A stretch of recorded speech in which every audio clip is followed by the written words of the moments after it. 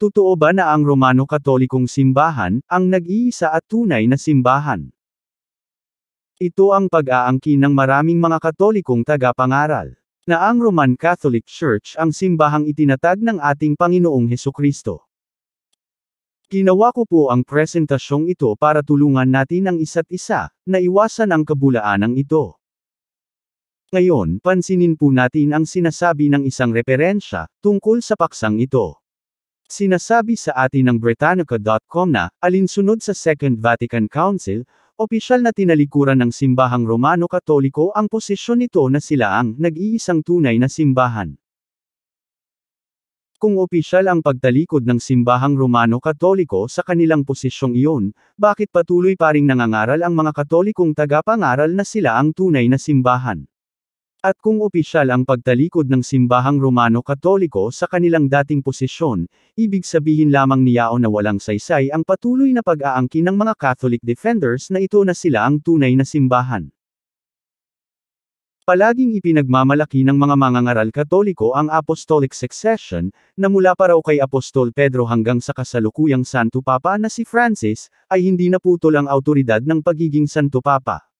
Pero pansinin natin ang sinabi ng isang Jesuit at Professor of Catholic Theology na si John Mackenzie tungkol sa Apostolic Succession.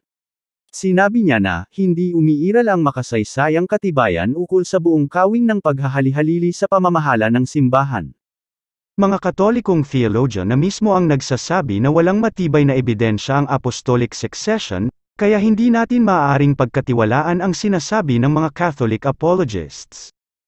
Sa isang aklat ng kasaysayan na pinamagatang The History of Romanism, binigyang diin ang pagkakaiba ng sinaunang simbahan at ng simbahang pinamumunuan ng Santo Papa na ayon sa aklat na ito ay lumitaw noon lamang 7th or 8th century.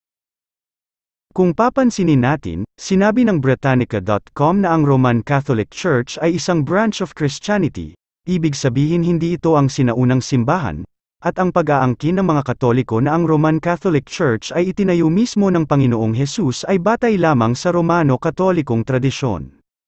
Isa sa matibay na patunay na hindi ang Roman Catholic Church ang orihinal na simbahan, ay ang pagkakakilanlan ng unang simbahan. Sinasabi ng kasaysayan na ang unang simbahan ay isang Unitarian Church at hindi isang Trinitarian Church. Ganito ang sinasabi ng The Encyclopedia Americana. Ang Kristyanidad ay nagmula sa Judaismo at ang Judaismo ay mahigpit na Unitarian, o naniniwala na ang Diyos ay iisang persona. Ang daan mula sa Jerusalem hanggang sa Nicaea ay hindi tuwid. Ang Trinitarianismo ng ika-4 na siglo ay hindi talagang kahawig ng unang turong Kristiyano tungkol sa kayarian ng Diyos, sa halip, ito'y paglihis mula sa turong ito. At dahil ang Roman Catholic Church ay isang Trinitarian Church, ipinakikita nito na hindi nga ito ang tunay na simbahang pinangunahan ng Panginoong Hesus noon.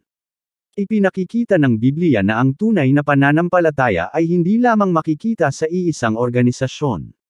Sinasabi ng Biblia sa Gawa Kapitulo 10 versikulo 34-35, sa gayon ay ibinuka ni Pedro ang kanyang bibig at sinabi, tunay ngang napag-uunawa ko na ang Diyos ay hindi nagtatangi, kundi sa bawat bansa ang tao na natatakot sa Kanya at gumagawa ng katwiran ay kaaya-aya sa Kanya.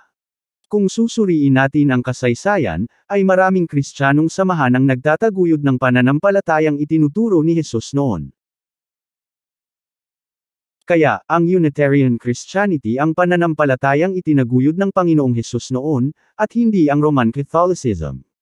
Para sa karagdagang kaalaman tungkol sa Unitarian Christianity, pakisuyong i-click ang mga links na naka-attached sa post na ito.